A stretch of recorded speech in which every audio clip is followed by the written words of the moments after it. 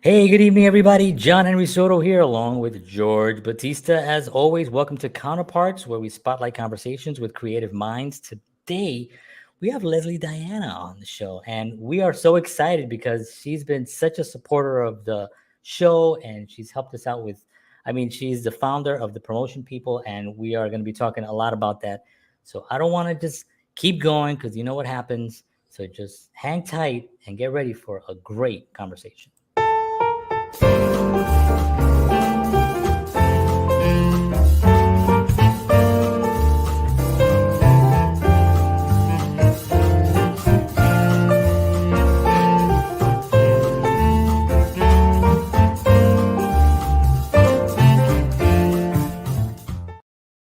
All right, welcome back. Thank you very much for listening to our little opening there. We appreciate you all for joining us. As I mentioned, Lesley Diana is going to be here today, and we're going to be talking a lot about so many things about artists and managing artists and being a publicist, and just it's going to be a great conversation. First of all, I'm going to turn it over to George so we can give some love to our sponsor. Thank you, sir. So the Counterparts show is brought to you by Wellness Resources, a family-owned and operated nutritional supplement company providing the highest quality, clinically formulated supplements since 1985. Find out why Wellness Resources supplements are the top choice for health-conscious individuals around the world. Go to myvitaminresource.com. And if you enter the promo code Counterparts, you will get free shipping on all orders. Cool. Okay. So let's talk a little bit about our guest today, Lesley Diana. So Lesley established the Promotion People in 1994 after years of working in the media and entertainment industry, both in front of the camera and behind the scenes. As a unit publicist, she worked on over 60 high feature film and television series, including many shot in Vancouver for Sony Pictures, DirecTV, and eOne TV. As a personal publicist to some of Canada's most talented actors, she has worked alongside some of the country's brightest stars as their careers rise on the big and small screens. And we are absolutely happy to have her on the show. So, ladies and gentlemen, without further ado, Lesley Diana. Hi. All right. Thanks for having me on. Thank you so much for being on. This has been an amazing honor for us because you've been such a supporter of what we're doing here, and you've supplied us, if that's if that's I think that's, I don't know how that sounds, but you've supplied us with some amazing guests on our show, and it's been fantastic. And I was talking to George when I was like, wait a minute, why don't like we need to have Lesley on. I was Absolutely. like, because she's been fantastic. So thank you so much. Appreciate it. My pleasure. And it's a two-way street, right? Yes. Yes. My clients and I need you, and you need us, and so it works together. Yeah, and the client, we've had so much fun, so many great conversations. It's been great. So I'm gonna, as we sometimes do here, George is like kind of the official. He writes things down. I write things down, but mine, if you read it, you won't know what it is. It's only I do. It's like, it's my own thing. So, George, I'm going to turn it over to you so you can start our questions. Absolutely. So, for those of you, those of folks who are listening and watching who really don't know much about you, first of all, I really want to dive into, the world of the publicist and exactly what you do and everything, even for my education, because I don't know a lot about that industry. I know John, has a lot more information on that because he's been in the industry and I haven't, but that's the thing. But I want to specifically about you. I want to know how you got into it. I know you were both behind and in front of the camera. So tell us a little about your background and how you kind of got into the industry to begin with. All right. So I have a long background, but I was a teacher, phys ed teacher, and I went to a conference and about the lack of physical fitness in women, and they went around after to say, what can you do when you get back out there? And I said, well, I think a TV show would be good. And a fellow at the conference came up to me, he said, are you serious? He said, if you are, I think I can get you one. So he went to CTV, which is a national network in Canada. Right. And I was living in Saskatoon at the time, and so I did an audition and they accepted me. So for 11 years, I had a fitness show and a talk show. The fitness show was Fitness Fun with Lesley, and the talk show was feminine focus, focusing on all the aspects of a woman's life. So Wow. while I had that, I also had a fitness studio and manicures, pedicures, massage, boutique. And then I stopped doing the show, I closed the fitness studio, and I ended up opening up 4 ladies' wear stores across Western Canada. Wow. And how I got into being a publicist in the film industry is we used to get so much publicity for our stores. We used to get the front pages of the fashion page and magazines and so on. So I ended up closing those stores, and I wasn't quite sure what I was going to do. So I put a package together and I sent it out to my competitors and to fashion designers. And one in Montreal got my package. She opened it. She called me right away. She said, Lesley, I got your package. I don't know what's in it, but whatever it is, I want to be part of it. So she hired me as her publicist for all of Canada. And then I got Timberland and a couple of shopping malls. And then a film director needed a publicist for the premiere of Stag. Mm-hmm. And that was back in, I think, either 1999 or 2000. And so a friend of mine said, I know a publicist. She hasn't done film, but what's the difference? So he hired me. And then I ended up doing three of his films. I did Christina's House, and then I got to do My Five Wives with Rodney Dangerfield. Oh, wow. That was my second movie, and I've got a cute story about that. Yeah. Yeah. If it Some of them I'll tell you, some of them I won't. I want to hear them all, but I'll take anything. The one that this is one of my most favorite days as a publicist. As a unit publicist, what you do is you work when the film is in production, which means you gather all the parts that are needed to promote the film, and we do what is called an EPK, electronic press kit, and that consists of interviewing the lead actors, then shooting behind the scenes, and then you package it all together, and then that's what you have to give all the entertainment media across the world, really. Okay.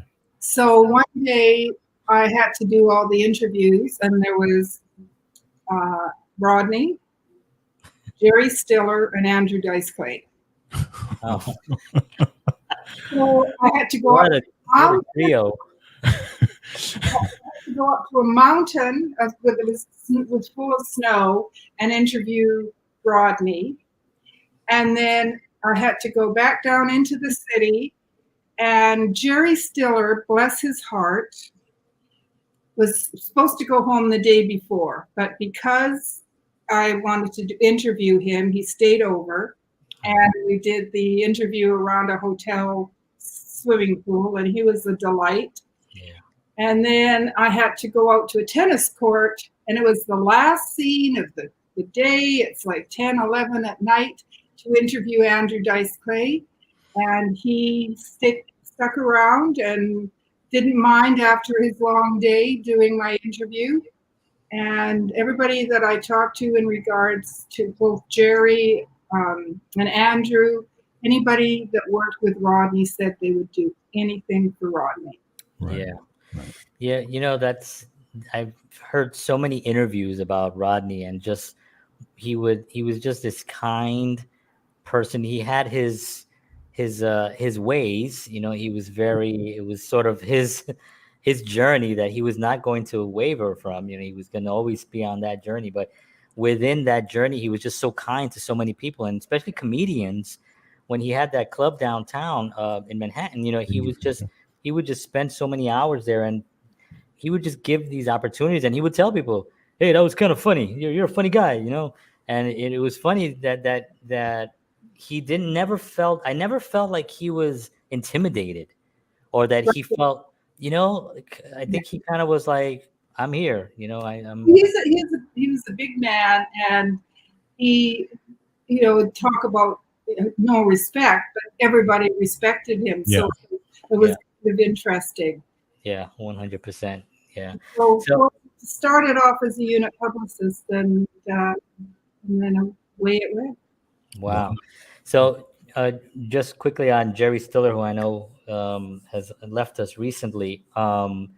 He always seemed, in every interview, and people who worked with him, that he's just a great human being. And he loved his wife so much. Yeah. So proud of his kids. One of his daughters was also in the movie. And he was just a delightful man. I have his picture on my wall. Wow, that's great. Oh, that's so cool. That's so cool. It seems like from the beginning you've had this like entrepreneurial spirit, right? You've always it seems like you were a go-getter. You went out there, you got it, you know, that type of thing. How, you know, did that develop? Was that something that, you know, was that did your parents kind of show you that, or was that just something that, you know, took off as you went along? I guess I believed in myself. Okay. And I started off when I was in high school. I was captain of sports teams. I was girls sports director on the SRC student council and social director. So I think I gained confidence, and I started teaching when I was 19. So I was always ahead of, I guess, I came up with ideas that were somewhat ahead of the curve. Right. Like, for instance, my talk show, Feminine Focus, all about the aspects of a woman's life. Well, now there's tons of those kinds of shows. Right. And I guess just belief in yourself. And I was just very blessed in that I would put it out there and I would get it back. Because most of the opportunities that have come my way they've come my way. I haven't necessarily had to pound the pavement. Isn't that interesting? Because you know, there's so many people that are out there and they're like sweating and they're struggling and they're everything, and you know, and I think the energy of the journey goes away, and then you don't really have a sincerity in that journey because you're on this must-have of this thing that you want. But when you're free and you have, like you said, when you really believe in yourself, right, and you have that confidence, you're free. Yes. You're open. You have energy is open enough to be able to come in. That's a wonderful thing. And did you have tremendous obstacles being a woman coming into being a publicist? Because I don't know much about that. And George says, like, I'm not in that world like that. People don't realize what goes into getting a performer in front of people. You know, it's not just auditioning. There's a whole thing behind it. Well, once again, it came to me. I had worked on 3 films with Emmanuel Vauger: Ripper, Suddenly Naked, and My 5 Wives. And one day she came to my office and she said, you've worked on 3 of my movies as the publicist. How would you like to be my personal publicist? And I said, sure, why not? It's not saying no. In other words, when opportunities come to you, take them if you're interested. Right. You just never know where they'll go. And if you don't know something, you can find it out. Right. Especially nowadays, you just need to Google things.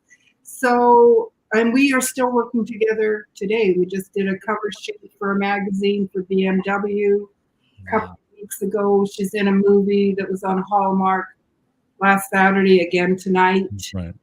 And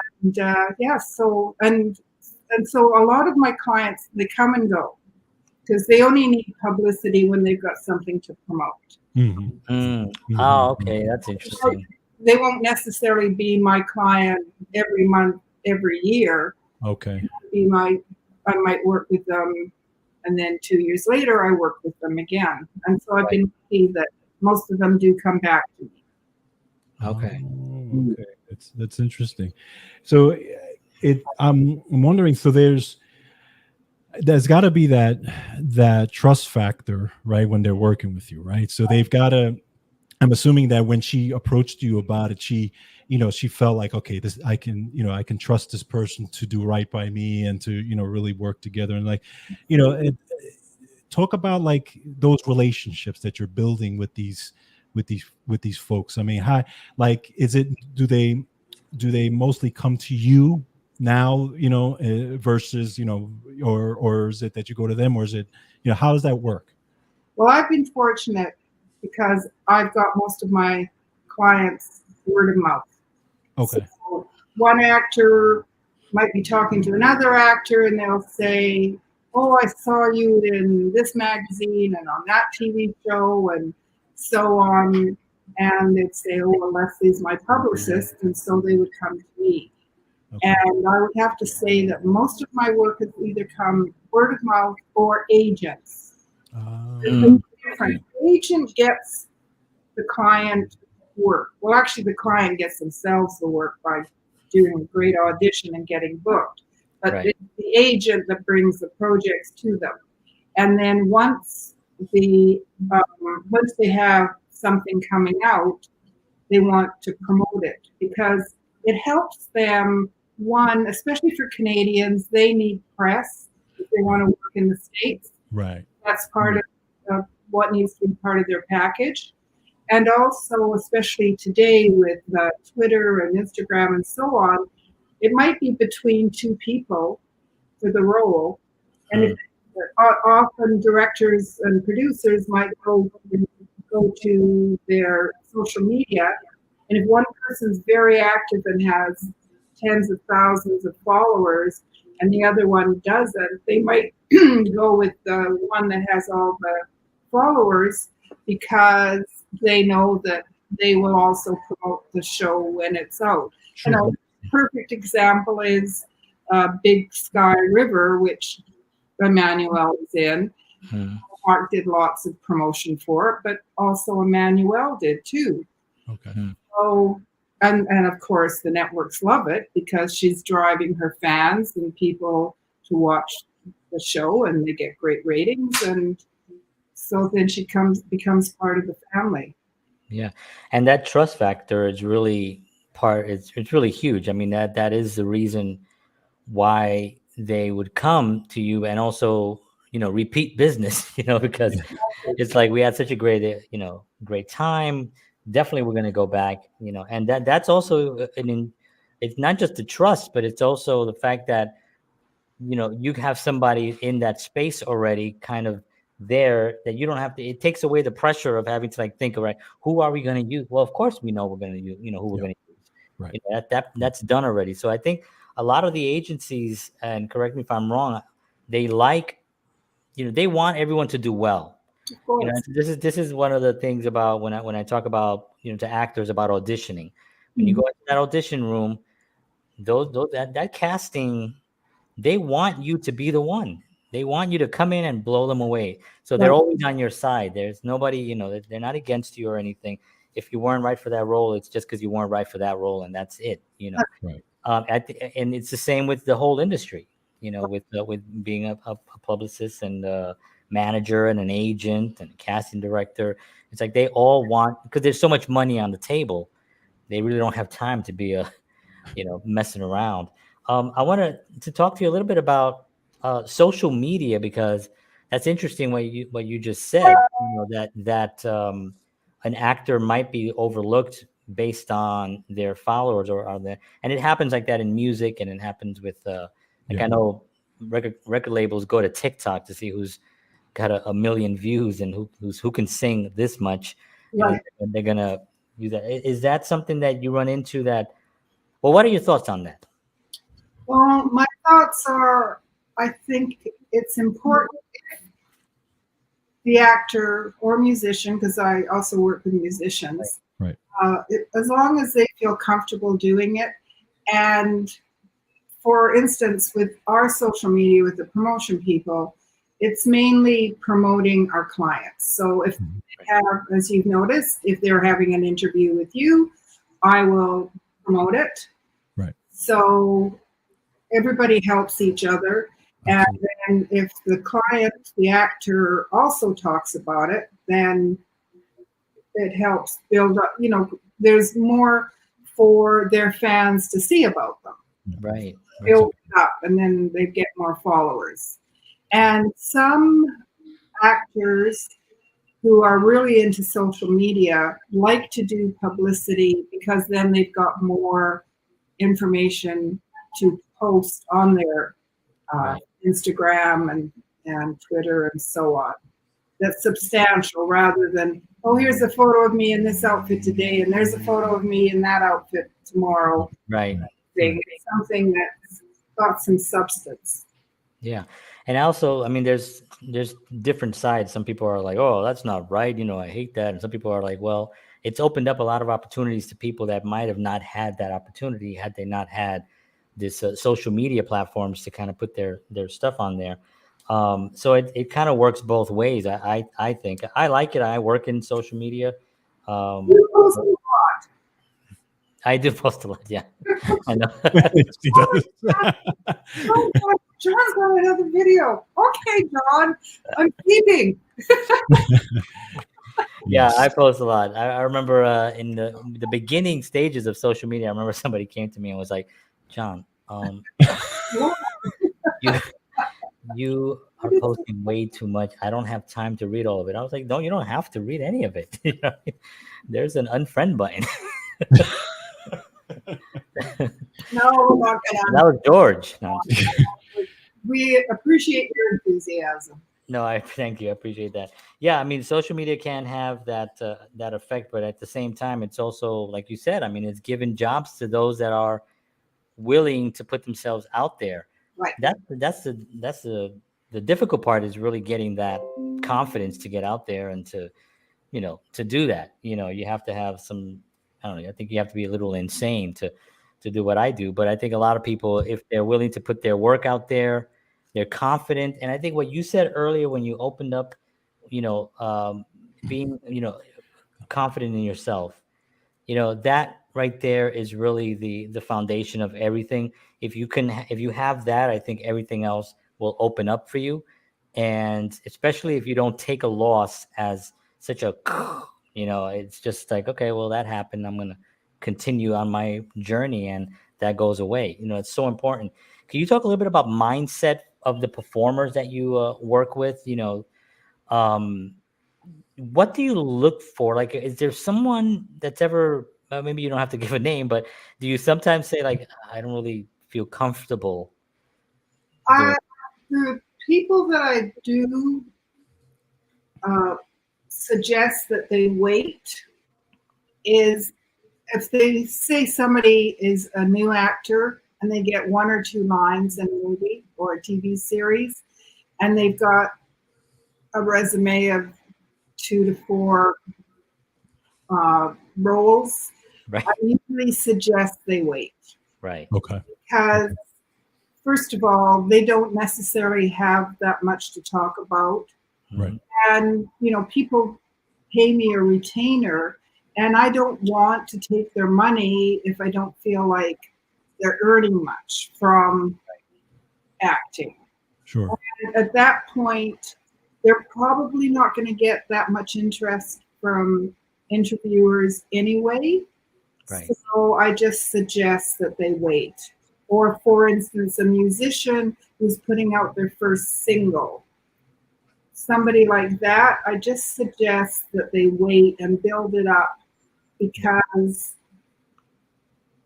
it's probably not to their benefit at the beginning. Now, it's different if somebody's lucky and gets a big role or is a lead or recurring. then that's a whole different story because they've got something to talk about. They've got a great role. So that's what I suggest to people. So I don't take absolutely everybody. I do take people who have a story to tell, and I think that I can get them pressed. Because I don't want to take them, charge them, then I don't get them anything, then they're disappointed. And often, or sometimes they might think it's my fault because I didn't try hard enough. And that's not the case. I really would try. I pitch. Yeah, that would be a sad thing, because then if you don't have enough to really put them out there, I was casting once for a film, and I had a resume, and on it said Al Pacino, and I can't remember the movie. It was one of the later films in the 90s, and I'm like, wow, Al Pacino, so he's basically in the scene, has no lines. He's like in the back, but there's a moment where he's on screen with Al Pacino, but he has no lines. Right. And things like that, you as a performer, as an actor, you have to kind of like be able to objectively look at what it is that I'm working on, and what it is can be publicized. Is this can this be publicized? Hey, I'm in the background of Al Pacino, But, and I could imagine that that's probably there in what you said, John, about mindset, because I'm sure that there's actors out there like, okay, I'm Al Pacino. That's it. I've made it.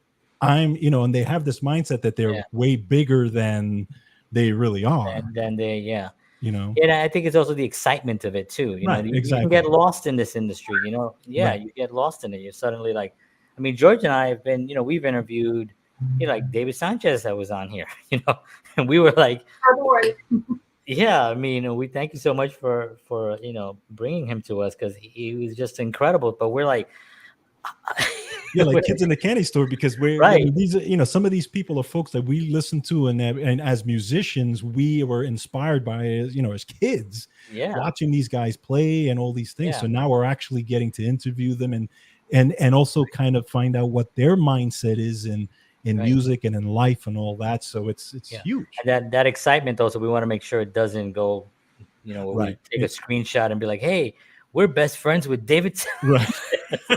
So you asked me about the mindset of successful actors. You didn't say successful, but I'm throwing that in there. Right. I would say that, first of all, they're passionate about it. And it's just part of them, and they really believe in the craft and really are focused. So many times I make arrangements with some of my friends who are actors, and then we have to cancel because they've got a big audition and they've got to stay home and memorize lines. And of course, nowadays, everybody has to have their own lighting and camera and sound and set themselves up. There's not so much going to the casting directors anymore and doing it in front of them. You have to do everything. So it's a lot of work. Yeah. And so I would say being passionate about it, doing some training. A lot of actors perhaps get started and think they just have to memorize lines and that's all they need to do. But there's some very, very good acting schools all over. We've got many in Vancouver. So, I think that's important, especially when you're starting. And then just to be, and also I think keeping yourself healthy, both spiritually and in your mind and physically.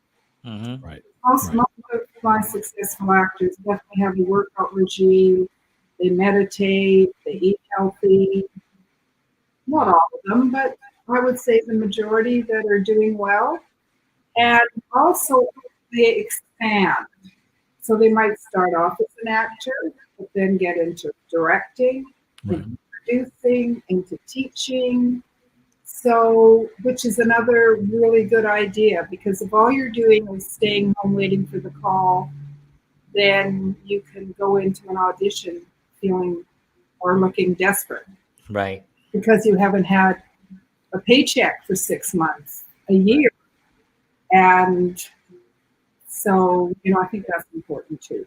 I'm wondering how you handled when the whole pandemic started and everything kind of got shut down.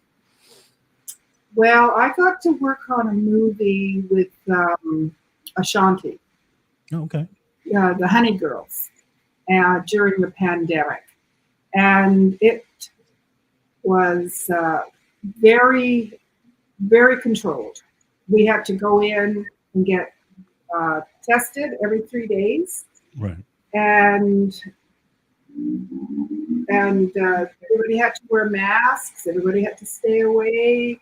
The whole craft tables changed. You go and you get your little packages of this and that, which in some respects is good because you don't gain as much weight that way. Because being on set, there's a lot of downtime. Yes. You end up going to the crafts table and craft services table and eating things you'd never eat at home. But so that changed, and then more of this.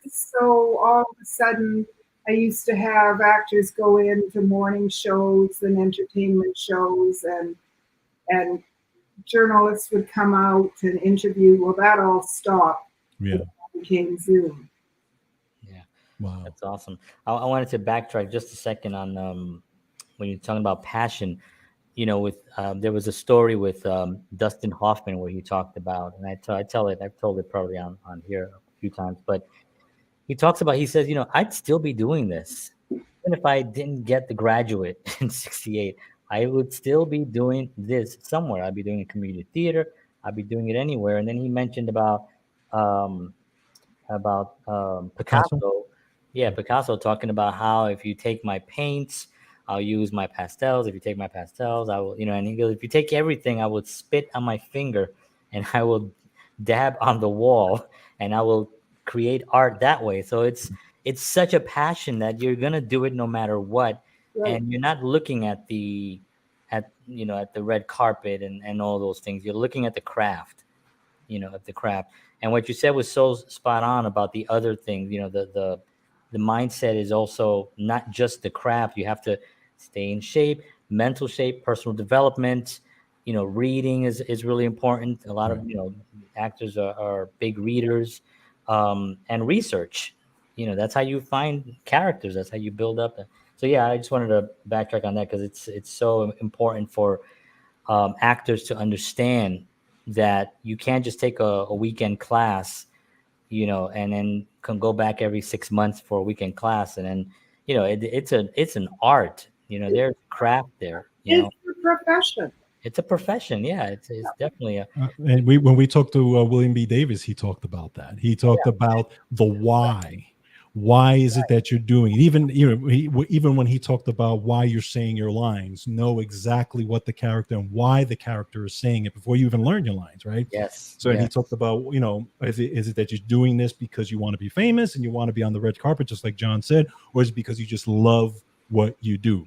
And as musicians, John and I know this very well because that's exactly why we play music, whether we were famous or not, because we just love the whole process of creating music and doing that whole thing.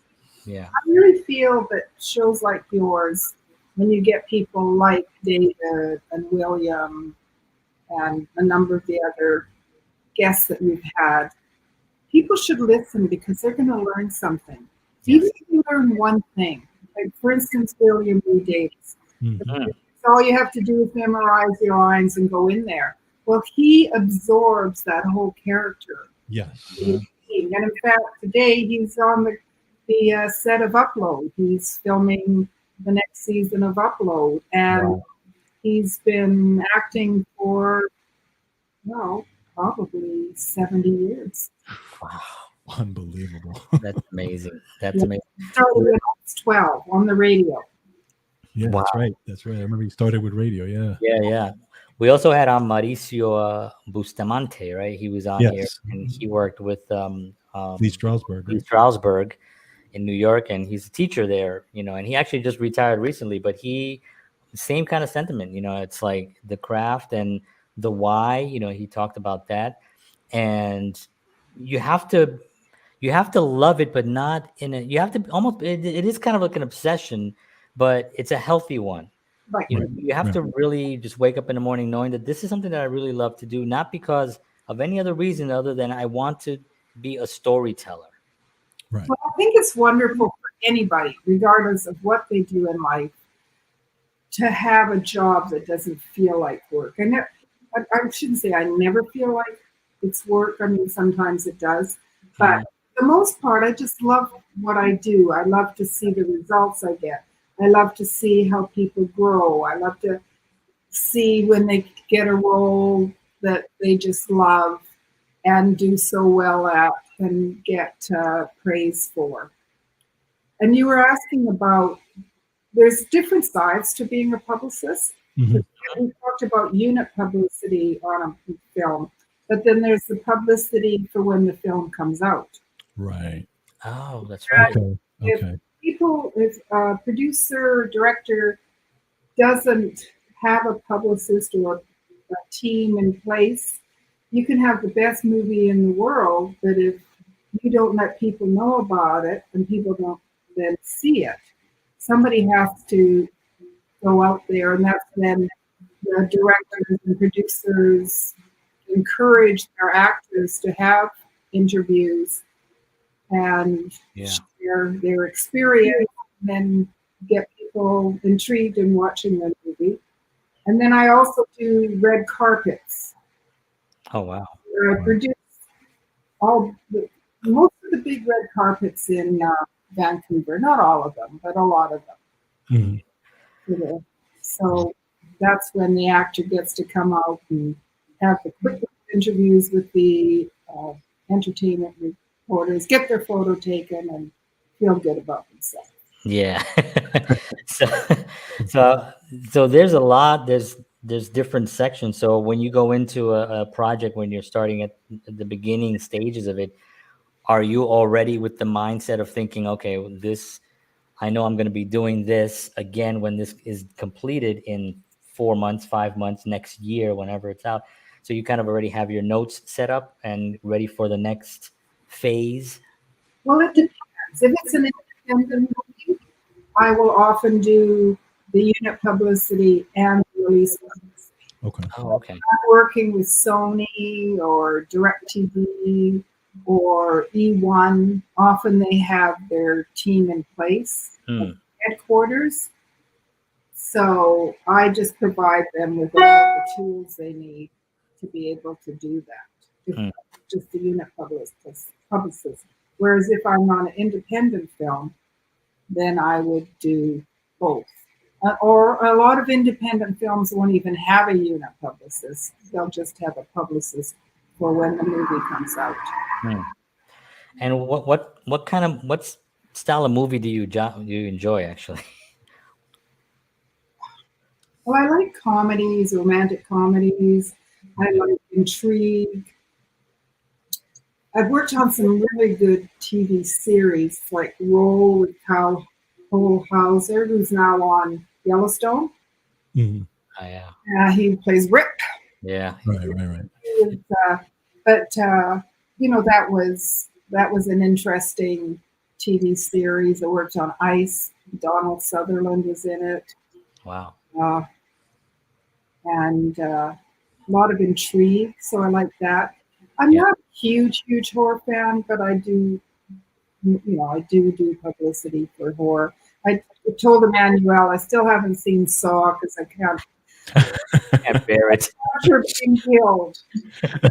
Spoiler. Yeah. Who get killed on Saw? I know.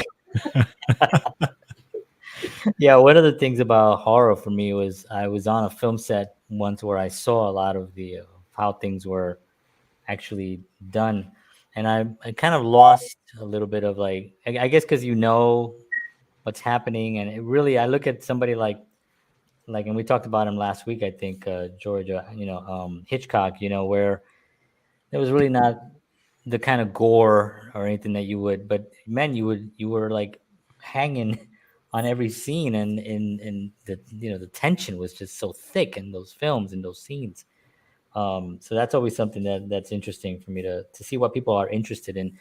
Now, do you take the same approach when it's a film or it's a musician, or do you kind of have a template of, or you've been? I have somewhat of a template for actors and for film, because especially with film, there's requirements needed from character descriptions to bios on the actors, the directors, photos have to shift through thousands of photos, get actors to, if they've got approval, to X out the ones they don't want. So there's a lot of back and forth. So as a publicist, I mainly work with the actors, the producers, the directors, and the agents for the actors or their publicists, because they need to get approval. I need to get bios and so on. And then work with production on the synopsis and so on. And we build what's a press kit with all that information in. So the press kits are, it's so fascinating, because a lot of people don't know what it takes to make a film, right? They go and they see a film and that's their job. I mean, they're not supposed to know that, right? Right. But if they knew the level of work that comes way before, even sometimes way before even a frame is shot, it's really, you really tend to appreciate it. It's really the only, because George and I are musicians. I mean, I can pick up my guitar and I can play right here alone, and I can record something alone. But a film, and having been on films and shot films, you can't. I've tried, actually. I did a short film by myself because I thought, let me just try to do all the parts. And it was a short film, and I thought I was going to go crazy because it's so much to handle. You really need hands, and qualified and responsible and trustworthy hands, especially when you get to work with people like Sony and so on. One thing I would say to any independent filmmakers out there, or people who are making their first movie, a lot of times somebody will come to me once they've got a movie and it's coming out, and so I'll ask them for stills, and they haven't taken any, and there's opportunities that they totally miss and they can't get back. Wow. And so then they're taking screenshots. And especially too with directors, for instance, they'll hire me to promote the film and promote them, but all they have is a headshot. Well, that's boring. We want a picture of the director directing, talking to the staff, standing by the camera, and behind the scenes is important because it just shows the interest of how the whole film came together. So to independent filmmakers out there, make sure you have somebody, especially if you don't have a big budget, just have somebody there to take some pictures, just because once that scene's gone, it's gone, and you can't get it back. Yeah, I think because of social media and because how I am on social media, I was instinctively, so I have tons of pictures of me directing and doing things. And I'm just waiting. I wanted to piggyback on that for a second with social media, and I wanted to ask you, how did your business change before social media versus afterwards? More paperwork. Oh yeah. I used to go to the printers. Back to Emmanuel, we used to put a press kit together, and we were getting her. I'm not going to deny, because if it wasn't for her, I wouldn't be getting the covers. I would pitch, but because it was her, we would get covers, and still do. But then I would have to go to the printers and run them all off, and then we'd send them out to, say, another magazine, so they would see all that she has. Well, now she's got a great website, a great press kit. Right. Everything's done online. So I used to have pages and pages. And also, too, for instance, when I would send out a press release, now all I have to do is put it all online. And I've got two women who work with me, Jasmine and Josephine. Jasmine is my other publicist, and Josephine does a lot of the social media, makes things look pretty. So I couldn't do all this without the two of them. Hmm. But, so before the good old days of faxing, I'd have to fax, Right. and then it would be busy. So then I would go to the next place that I was faxing, and then I would have a different cover letter because you send it to the fax machine, and it's a big office with I don't know how many people on the same fax machine. So that is one big change I really appreciate. Yeah. I can imagine. I see myself sitting in front of that damn fax machine going, "Hey, Yeah. come on, I got to get this through so I can get on to the next." Exactly. Yeah. I mean, we had somebody that talked about putting their auditions on VHS and then having to mail them. Yeah, Mhm. So they were like Los Angeles, I guess they were one of the first ones to kind of like say, send us a VHS. And Right. not everyone in the late 80s, early 90s had a VHS camera just hanging around and Right. recording, but so we're definitely in a different place right now. And I think there's more opportunity, Yeah. Also, even the three of us talking. Yeah. Right. Exactly. Yeah. Probably, 20 years ago, that might not have happened. That's Yeah. right. Yeah. I mean, I tell George, You and you wouldn't have found me. And I don't even know how we did find each other, but whatever. the There was stars, an email in there somewhere, but stars were aligned and it led us to the sunflowers. exactly. There you go. Perfect. This has been awesome. I want to actually ask you, I ask all our guests, during the pandemic, obviously we've had 2 years of tremendous adversity for a lot of people, and a lot of actors just could not work. No, that's right. Musicians could not play. That's And right. it just shut down the artists, and it was like devastating, really, because you really got to understand that danger. People are getting back. Not everyone is still comfortable, though, to kind of fully get out there, especially with other things going on. What advice would you give to someone out there who's sort of on the fence of deciding, okay, I really want to get out there again, but I'm still a little bit nervous? What should, or what would you say to someone like that in any field? Well, I feel like people with the vaccines have felt a little bit more freedom because people who are getting COVID now, in comparison to when there weren't vaccines, Right. aren't getting as sick. Right. So I wouldn't use COVID as an excuse anymore. Right. That's my thoughts. Yeah. I do recall, now that we're talking about it, one, there wasn't much work because there weren't movies being made. Everything just kind of shut down one day. Right. People really didn't know how to deal with it. So there wasn't any work. So there wasn't work for actors or so on. You had Rick Dugdale on, right? Yes. Yes. So he did the NFT with Yeah. Right. Right. Zero Contact. So there you go. There's somebody who's ahead of the curve. He's thinking, what can we do? We can't go to a studio. We can't do, so let's be creative and come up with a new way to do things. Yeah. So there are definitely, different filmmakers out there that got creative and more or less didn't let it stop them. Yeah. So kudos to them. Yeah. And it's all what you said earlier about growth, developing. Just because that stopped doesn't mean that you have to stop developing and figuring it out. Rick Dugdale was like, well, we got to figure something out. And that's what he figured out. And I think Alex, and I have trouble pronouncing his name, but yeah, he had that wonderful series. He had that. Yes. Yeah. And it was just great to see, oh, wow. Okay. So we can take control over this even during these hard times. You just have to, there is an education that you have to kind of sit through and learn what an NFT is and how to work them and all that stuff. But YouTube will teach you everything. This is another thing that I tell everyone. I'm like, did you go to YouTube to see?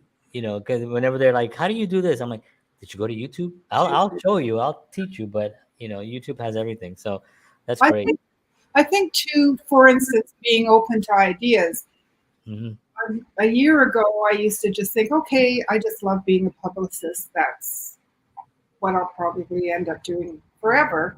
And then a fellow I know who's a host of a radio show said, Lesley, we want you to book our talent. So now I'm booking talent for the radio show. And then I ended up with another client who was coming to Vancouver to shoot another TV series. And of the 18 guests, I think I booked 10 of them. Wow. So it's interesting. You don't necessarily know what's coming your way, but if you're open to it and you don't say no, you give it a try. That's right. And that's and it seems like that's enjoying it, and it's opened up. Now they want me to executive produce. So wow, it's really been. I've definitely had an interesting life and an interesting career. Yeah. And one thing is just.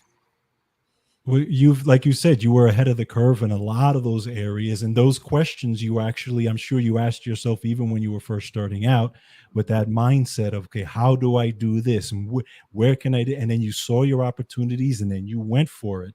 Right. And I think overall, even for the artists out there, even now, that's an example that they can take and say, listen, where can I be ahead of the curve? Where are those opportunities I can take? Where, even if it's a small little thing, don't say no, grab it, take it, run with it, because that can lead to something else. I mean, John and I talked about even this show, right? When I approached John to do something, and, we didn't think it was going to really grow to where it's gone now. And this has given us great opportunities to where we're now, meeting all these people and doing all these different great things, right? Yeah. I know. It's so true. Absolutely. Yeah. I decided to say yes. Yeah, exactly. And then figure out how to do it in the 2 days before you actually go there and have to do it. Right. Exactly. But your clients are also very lucky to have you with them, because you come with the experience of also front of the camera, behind the camera, right, the working on sets, and you understand the industry so well. It makes it so much easier for them to not have to educate their publicists on anything happening, And I'm fortunate, especially when you're doing interviews, like when I was interviewing Rodney Dangerfield and Andrew Dice Clay, and this was my second or third film, I forget, but it was definitely in the beginning, and I'm interviewing people who have vast resumes and so on. But, I could draw back onto my experience as a talk show host. Exactly. Right. Answering questions, or asking questions, I should say. And the other thing that's nice, too, is I don't feel like I need to be in front of the camera anymore, because I've already done that. And I feel comfortable in my position of helping guide their careers. Yeah. Absolutely. That's so great. Lesley Diana, thank you so much. This has been such a wonderful, again, George and I, we look up and we're like, holy crap, we're almost at time just flies. Almost at an hour. It's one of those things where we always ask if you ever want to come back and we can pick an actual topic and break it down and actually do that, because I think that it's so helpful. And what you said earlier, which I'm really grateful that you said, that when people watch this show, that they do learn something. And that's what I was telling George even before we went on. What's our product? Our product is, education and entertainment. Right. Those are our products. We want to entertain people. We also want them to leave there going, oh, I didn't know that. Now I know that. Exactly. And so it's great to have you on here and being able to educate our audience. So thank you so much for being on. My pleasure. Thank you. Appreciate it. And we'll definitely be talking. We are tied on the internet forever. So we'll see what the fall. My August is going to be a little bit slower, just because I'm going to take a little time. But good. Back in the fall, I'm sure there'll be new opportunities coming up, and I've got great clients that have lots to say. Excellent. That's so great. Thank you so much, Lesley Diana. Thank you very much for being on. Well done. Thanks for having me and having all our clients on. Thank you. Thank you. Woo! Wow. See? Wow. Fantastic conversation. He's awesome. And that's the thing. I had a few other things but we'll have to have her back on again because No, there's absolutely. so But much we get to cover. It's not an industry that you can just cover in like no, you're right. an hour. You're, You know what I mean? you're right. Like, No, but even with this short conversation, I mean, yeah, I definitely got an education and I learned right. a lot about that life and what goes on. I mean, a lot of things I had no clue, you know. Yeah, So. what I learned the most is that I need to get some sunflowers. I was like, they look amazing. I was Yeah, like, they did. They look fantastic. they look great. I love it. So, all right, folks, we want to thank you all for tuning in. We appreciate you very much. We'll see you again next Tuesday night at 7 p.m. Central, 8 p.m. Eastern Standard Time. For George Batista, I'm John Henry Soto. Well, welcome. Welcome. The sunflowers have me all amazed. Have a great night, and we'll see you all next week. And as always, Peace.